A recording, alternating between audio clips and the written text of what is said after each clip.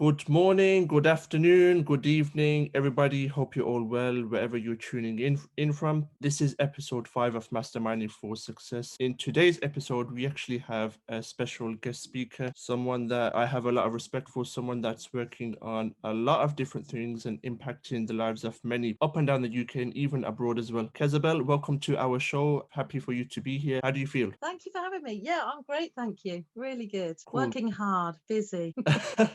I'm sure our audience will get to know you a little further. So, Kezabel, for those that are watching that don't know you, actually, before that, how did me and you actually meet? Well, it's a long story, isn't it?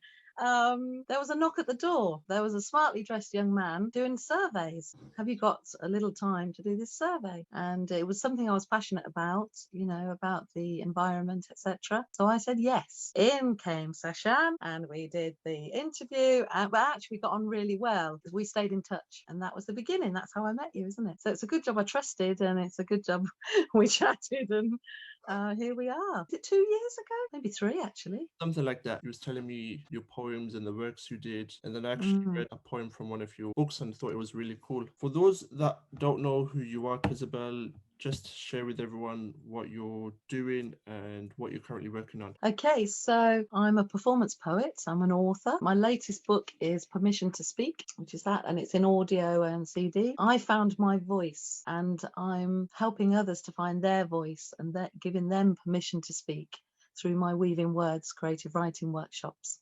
And that's in community groups, in schools, in mental health wards, in festivals, anywhere really, to just encourage that pen to become a tool for life. Once you can get that emptying your mind onto the page, it can be powerful, very powerful. And I have some other projects on the go as well. I do weekend retreats, got a film coming out, a 90-minute film coming out in the spring, a Weaving Words experience currently being edited. I do some voiceover work for books and for ads, which I'm loving, absolutely loving doing that. And I've done a little bit of acting, and there's a film coming out, an Alan Moore film coming out this year. So very busy.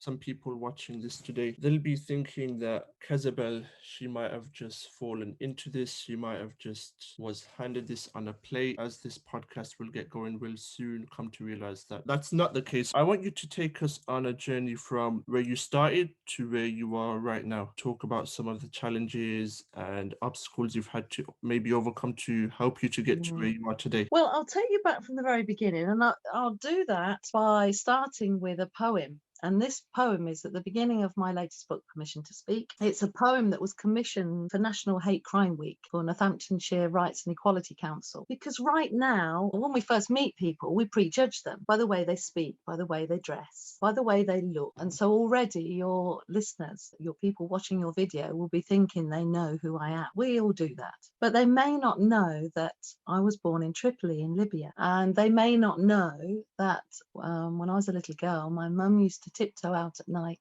in slippers with a pillowcase to steal coal from the local train station to keep us warm. And they may not know that she used to go to the butcher's for bones for the dog, and we didn't have a dog. It was to add to vegetables to sustain us. And so I'd like to share this poem, Prejudge. Summarize the projected image, first impressions, public outer disguise, judging, not exploring the inner story behind the stranger's eyes. Naturally, we're drawn to certain people that we feel most comfortable around, want to belong, connect, fit, social community, common ground. Preconceptions, distorted perceptions, prejudging of that, we're all guilty. Typecasts and titles given. Goth, chav, dumb blonde, LGBT, eligibility and participation of pecking orders, clans, class, reject being defined, unlock that box and disassociate from this farce. Open eyes, hearts, minds, embrace, encourage inclusivity, rally our rich mix of differences and incite a harmonious society. So that is the poem that I start with, because most people presume that I am from, white, middle class, and it's not the story. It's not the story. And I performed that poem in a mosque in Leamington Spa for Poets for Peace, I feel that then that door is open to my story and then people will listen. So that's how I start. But actually, if you go way, way back, I was born in Tripoli in Libya. And when we came back to England, my mum brought us up a single, actually. My dad did a runner when I was 5, and she brought us above a fashion boutique. We lived above this independent fashion boutique. And I watched her serve people, and I was learning to serve people in the shop on a Saturday. I did some Saturday work for her when I was a teenager. And so that learning to serve has served me through my life, actually. And I wrote my first poem when I was 12 and a half. And the teacher put A+, like, yes, A+. But then she crossed it out and put underneath, is this all your own work? And didn't believe I wrote it. And I didn't write another poem for over 30 years. So I always say to people, be careful how you use your words because they're powerful. Encourage people rather than put them down. So I did write that very first poem in my mid-40s when I was going through some difficult times. And I was holding the hand of my mother-in-law who was dying, thinking, why am I here on my own? Where's my husband? Where's my mum? Where are the people that profess to love me? Why am I here? And I shouted at God. I said, if you're really there, what? Do something. I did pray. The next day she woke as though nothing happened and lived another 2 years. But that was the first poem that I wrote. And it's in my latest book. And it's a hidden poem. I wrote it and hid it. But that was the beginning of connecting and being truthful with myself on the page. Yes. So the words of that teacher actually affected you for quite a long time then? Yeah, I didn't write a poem for over 30 years. Yeah. But once I got that release, that's why I'm passionate about my Weaving Words groups, because once you start to connect your mind onto that page, it can transform your life. I've seen it in mental health wards where people are cutting and self-harming, and that night, instead of doing that, they're writing and they get the same release from writing. It's powerful. It's a powerful tool. Sometimes you can be writing and a line will come on the page and you don't even realize you're thinking it, and it helps you work things out. And sometimes it can, you can have fun with it too. I write a mixture of poems. Some are funny, some are sad, all sorts of different topics and observations. And some are a bit saucy, and it's just being real. Yeah, it's just being real. So I did my very first performance. A friend of mine was doing burlesque and belly dancing in this little vaudeville playhouse theatre. And she said, Kez, can you fill in while we change? Can you do some of your poems? And I'd only ever shown her. I'd started writing poems. I said, oh, look at this. And, some made her cry and some made her laugh. And she said, can you do some? And I just said yes. And I'd never done it before. And I stood on that stage in front of 100 people and my right leg shook. And I performed 4 little sets of poems and I was so nervous. And people loved them. And they said, have you got a book? And I said, no. And so for a year, I did performances just in open mics in the local pubs, learning to slow down, learning what worked, learning my trade really, to pace myself and what you could do and couldn't do in certain audiences. And so a year later, I went back to that Playhouse Theatre for the same people. And that's where the name Kezabel came from, actually, because everyone called me Kez or Kezi. And they said, oh, let's Kezabel. That's where it came from. And but I went with a book. So I self-published a book called Truly Me. And I went back and people bought that book. And that was the beginning. That was the beginning. Yeah. The exact same thing happened to me when I was talking on stage as well. I was shaking like this. Yeah. Happens to everyone. First time you do Yeah.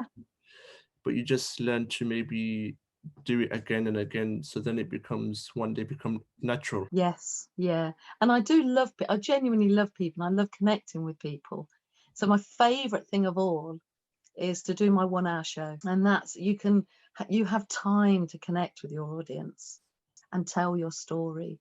And they laugh. And then, there's a poem that I sing a cappella called War-Born Things, and it's about children born into war, and they cry. But then I'll do a little saucy poem and then they'll howl with laughter. So we go on a real journey of blessings and observations and learning, and at the end of it you feel just like a little community almost, but you've had a good night's entertainment. And that's my favorite way of performing. What would you say is one of your biggest challenges you've faced to date? Oh my goodness, Going freelance, probably. I mean, I was married for 31 years, so being single was a huge thing, and it really affected my mental health. You know, and you try and save your marriage for 3 years, and it's not working. And so when you're on your own, it did affect me. That was huge. That really affected me. So that was a big one. When my grandson died, that was a huge thing to get my family through and support them. And I wrote a poem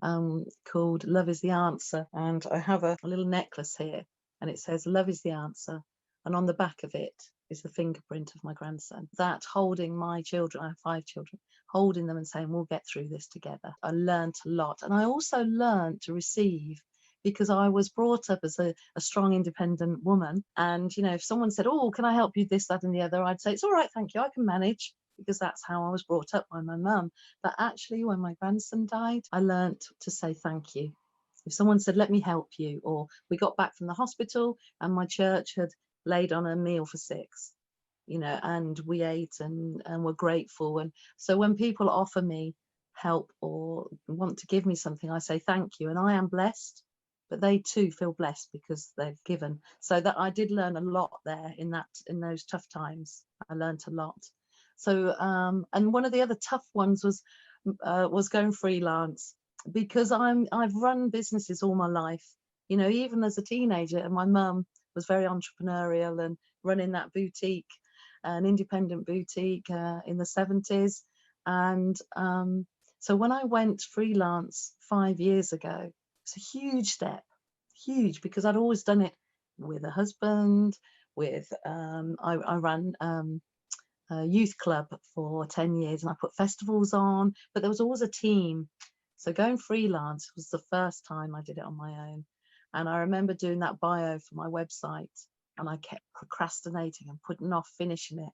I was applying for Glastonbury. I kept putting it off and putting it off. And I thought, why am I putting this off? Because I realized it was the first time I was doing it on my own, which was huge, huge. So there's been a lot of learning, and through helping others with their mental health, it's also helped me with mine, you know, because when you get those knockbacks and those tough things, you have to really stay positive and also trust, you know, trusting the people that cross your path. You know, it's not an accident that you and I met. Like, you crossed my path, I crossed yours, and we've learned from each other. I think that's life. But also in lockdown, the last year, we've all had time to be still and reflect and stop and learn about being discerning about where we spend our time and who we spend our time with and what we do, because there's a few doors that need to be closed. I wrote a short poem called Clarity. That was me seeing life clearly. Would you like me to share it with you? Sure, go ahead. And this was through lockdown. It was just that noticing, really. And it was on World Poetry Day. It's a very short poem. And it was closing some doors. It goes like this. Learning, mindfully moving on. Step forward on my path of clarity. Firmly pull the door behind me. Clear out to enable love and life in. Make room for affirming people to climb into my heart, mind, and time. So learning. You know, I remember reading your first poem when I was at your house when I was working. And you don't do poetry like anyone else. Really? Now, let me explain what I mean by that. When I'm wearing a tutu and wings. No, like, yeah, that as well. You do it in your own way, which is actually what attracted me to want to learn more about poetry. Yes, because you do it in your voice, your own voice. And that's what I'm passionate about. Everyone has a voice and everyone has a story. And that's why I'm passionate about helping others to write their story, whether it's in a poem or whether it's just for themselves or whatever, because it's important to get our story out. And yes, I read it in my voice. And that's why I've recorded it, because people often want to hear it in my voice. Yeah, it's important. Yeah, you're right. You're also an author, you've got your own radio show and a film. Yes, that's coming soon. Yeah, I'm very excited. Actually, when they asked me about if I wanted to do a radio show, I'm interviewed a lot on radio shows, and they said, "Oh, we love your voice. We love your voice. It's very calming. We like your voice." And they asked me if I wanted to do a radio show. And actually, I was going to do a radio show. It was just before lockdown, and I did that performance in the mosque in Edmonton Spa. Yeah. And there was a lot of talk of community. On the drive back from that talk, the Poems for Peace, I had this overriding feeling that it wasn't the right time to do the show. So I prayerfully slept on it, and the next day rang the director and said, look, I've just got this God instinct that I shouldn't be doing a radio show. I said, I feel as though I need to invest in my local community more. And within hours, there was offers of working. It is important to trust, with Johnny's Happy Place, doing workshops for them, and Equata, who work with children with additional needs, with horses. So it was right. And literally within weeks, we're in lockdown anyway. So sometimes we do have to trust that instinct. Here we are a year and a half later, or whatever it is. I sent some audio Valentine poems to radio stations that have interviewed me. Suzanne Letting said, would you like a radio show? I said, I'd love one, but I don't have time. I've got the film coming out. I'm in the film, the show. I've got the book coming out. There's so much going on. And she said, but we love your voice and we love your poems. And she said, how if you send us the content and we piece it together? We'll do the work. So I said, okay. And that's how it happened. So that's in the next couple of weeks. Spectrum on Air, it's called, the radio station. It's a brand new radio station. So on that foundation floor, that will be Jezebel poet weaving words and encouraging others to weave words. And so there'll be music and poetry and chats and stories, and so very exciting. And the film, I was in the film. It's by Alan Moore. I don't know if you know of Alan Moore. He's done films in the past, and he was wonderful doing the comics. He's done so much. On the trailer of the show by Alan Moore, if you have a look at the trailer, it's fantastic. It's quite crazy, and I'm there in this massive pink wig and a sparkly green corset, and I'm in different scenes. It's a speaking part, all different scenes, and I haven't seen it yet. They had it showing in Barcelona in, I think it was October, and it's actually been released in the cinemas this year. So I'm very excited about that. Yeah. That's your first film, right? Yes. Yeah. And it's really good to see behind the scenes, how it works and how much work goes into it. And also I learned a lot from that, even just the 4 days filming for my film that's coming up, the A Weaving Words experience. I learned a lot about the sound and the different takes and retakes, and it's all learning, isn't it? Yeah, I love it. You're also an author of 5 books and a 6th one coming out. Yes. And the 6th book is called Permission to Love Yourself. And especially through lockdown, noticing how that is the core foundation for so much, to have belief in yourself and to love yourself so you can love others. I did a lot of writing through lockdown and a lot of looking within and helping others to look within. And actually all my workshops went online because they had to. So I did it up actually because we used to sit round a table in Kettering in Northamptonshire, eating vegan fruity flapjack and nuts and tea and everything. Everyone would come round that table, and Johnny's Happy Place had come round the table, and in the mental health wards. But now it's all online. And so people come and join us and write with us from Mauritius, from Northern Ireland, from Bristol, from all over. And so it's opened it up to be able to bless so many other people. And actually it's got us through some of those difficult times through lockdown, when people just miss company and miss being held, and the highs and the lows, and being able to express that while we write together and encourage each other in a safe space. It's not recorded, it's not out there for anyone. It's that safe space to write, and you can laugh, you can cry, you can do anything. So it's been really quite powerful, actually. Yeah. So yes, I'm really looking forward to the new book coming out. Oh, the cover's designed already, and I'm just formatting the order of it all now. So very excited. Is that self-published? Well, I've had several offers, so I haven't even decided who to go with yet. There's a micro publisher I know down south, so I think I might go with them. It's designed, it's coming together, and it's happening. Keep an eye on the website, keswell.co.uk, and you'll see who publishes it. The aim is for it to be published on my birthday, which is end of July. It's the year of the ox I was born, so a lot's happening this year. It's one of my big birthdays, so it's going to be released in July. Yeah. You've also got your own business as well? It's all my own business, yeah. So 5 years ago I went freelance. So my Weaving Words is my own business. My performance poetry, my performance is my own business. My retreats are it's all under one umbrella of Weaving Words and Kezabel Poet. Although I'm getting better now at delegating and getting help in. I have got Dre Zera helps me with my website and designing posters and videos for me. If you go to my YouTube channel, there's some films there. And I've done some film work on some of my poetry with Benji Dotan, an amazing filmmaker. He's an actor, actually. Some of the collaborations have been superb, and the people that cross my path. So next week, I think it's next week, I'm being recorded. So I've performed in Nashville a couple of weeks back, and then I'm in North Carolina in a couple of weeks' time and doing International Ladies' Day performances. So I'm featured poet for those. Beautiful. Can You Poet? It's called, I can't remember what it's called. It's Can You Poet anyway, who do some amazing events. So very excited. And also I'm helping to run the Kaya Fest, which is happening 27th to 30th of August in Northamptonshire. Acres of land and a lake and live music and spoken word. I've got comedy hour and meditation, and so that's in the Kaya Speaks tent. And Kaya means it's African for home. It's the 10th year. It's a community festival, so I'm really excited and proud to be part of that. So you can imagine I don't have a lot of time. Right.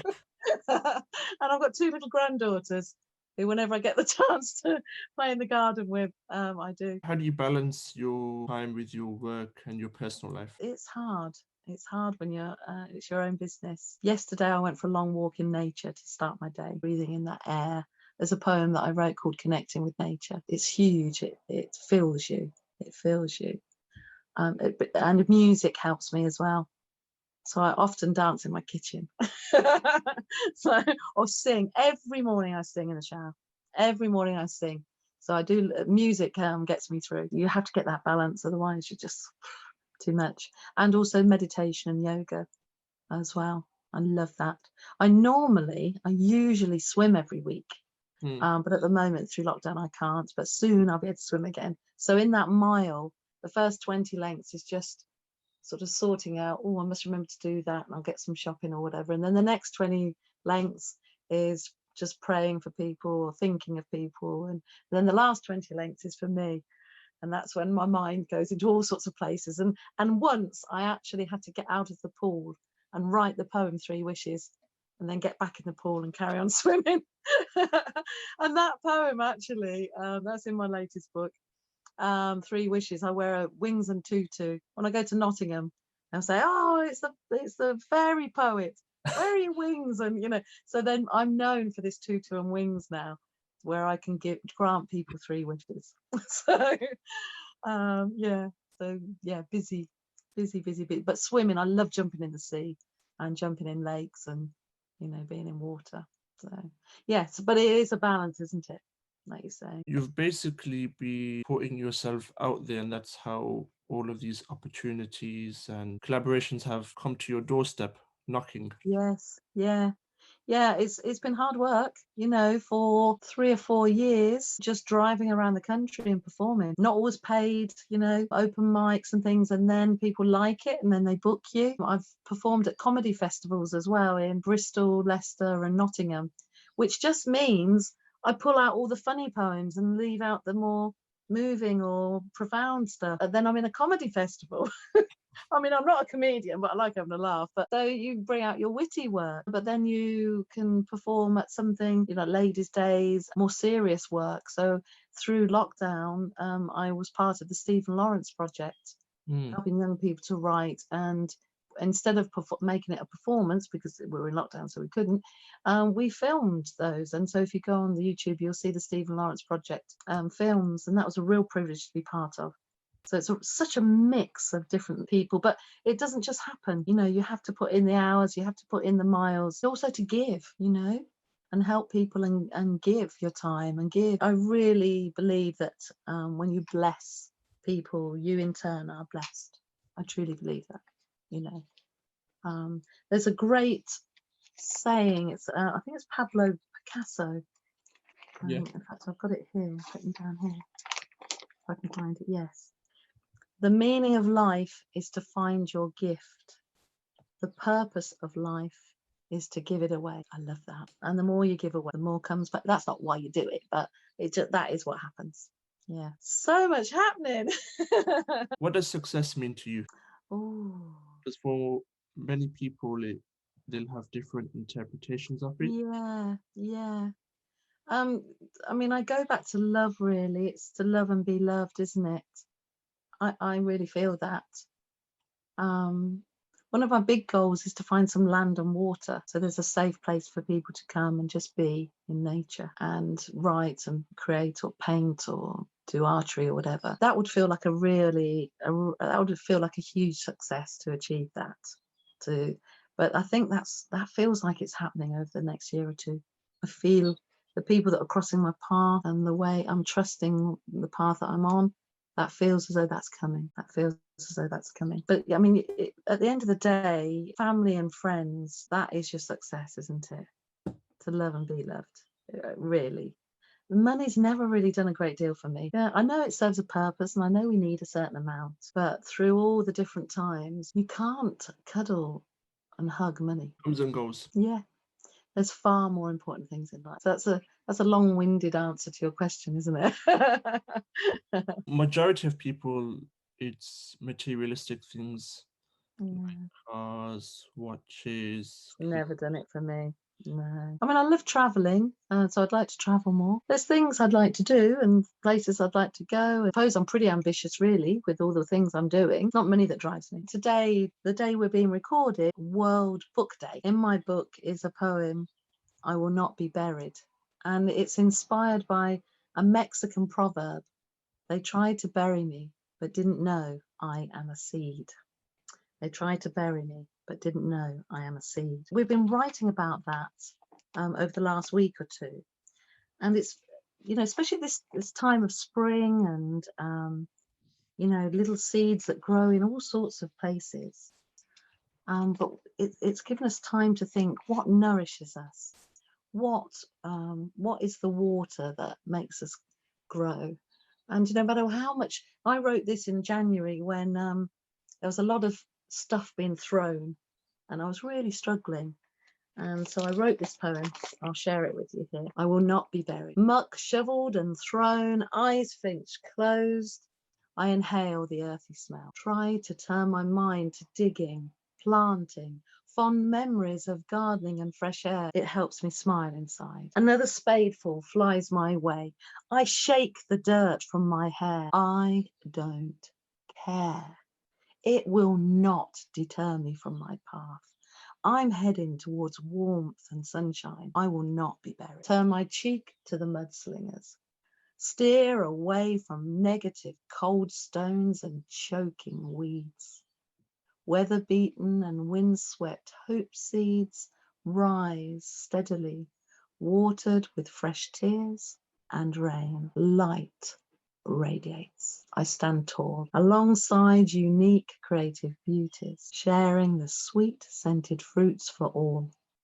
Cultivated happiness and love grows, soaked in music, dance, art, and words in a full and fertile Narnian Eden. And so I see others that I meet as part of that creative, standing side by side. And, we can't do this on our own. We need people by us and with us, and we can support others and they can support us. And so I felt really passionate about not being buried and growing and helping others to grow. So I feel passionate about that poem. To help you to get to where you want to go, you need people. Money can help, but behind money, there's people. If you can help enough people get what they want through different parts of their life, eventually enough people will want to help you. Yes, yeah. And it's all about relationships, isn't it? Because actually, you sat around my table and we filled in that survey, but we formed a relationship. I could have just shut that door and said, no, thanks, I haven't got time, I can't be asked or whatever. You could have robotically gone, right, what do you think about this? And I could have said that. And you said, what about think about this, that? We could have, but actually we chatted and we formed a relationship. And that is what life and business is about, relationships, isn't it? That's what it's about. And you're right, we can't do it on our own. 2-3 years later, we're here doing a podcast. Who would have? I know, it's crazy. And yes, you came to there was the Wolverhampton Literary Festival, wasn't there? I was part of Poe Archery, and it was poets inspiring artists and artists inspiring poets. And we stood in that art exhibition. Beautiful place, wasn't it? And I said, because I got in touch with you and I said, oh, I'm down the road from you. Do you want to come? And you came. There was a sculpture that inspired by one of my poems. I was inspired by this photograph, and those poems are going in the new book. Yeah. But I met some wonderful people there. It is about relationships, definitely. And relationship with ourselves, having to learn to love ourselves and be kind to ourselves and explore all the different paths we can go on. Where do you see yourself in the next couple of years? On some land with some water, helping people, blessing people, having lots of fun, lighting fires and dancing as well on that land, swimming in that water. Yeah, helping other people to be creative and playing with my grandchildren, of course. I'd like to do a bit more acting. I really enjoyed that. And I'd like to do some more voiceover work. I enjoyed that. I'm loving what I'm doing. I'm absolutely loving what I'm doing. It's a mix because I'm doing the showy-offy stuff on stage, but I'm also doing the other side of things where I can help people, whether it's in the mental health wards or having fun with words and being creative and splashing paint. And yeah, it's all about encouraging. Kezabel has gone through some struggles. It's not all. Oh God, There have been some downs as well. Definitely. And it's important to be honest about that. In my weaving words workshops, I'm not all hippity hoppity. When we do our stream of consciousness, where we just write whatever's in our mind, I will write, I've had a tough week this week.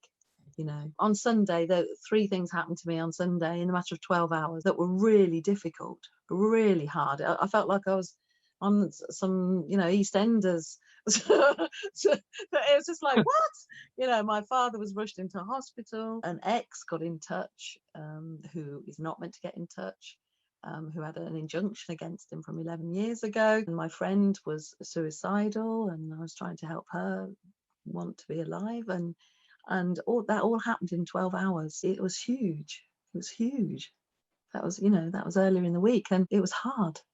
And you have to be honest about that. So when I run my workshop, I don't go in the workshop going, oh, life's gay and glee and lovely and all. I say, I had a really tough day yesterday.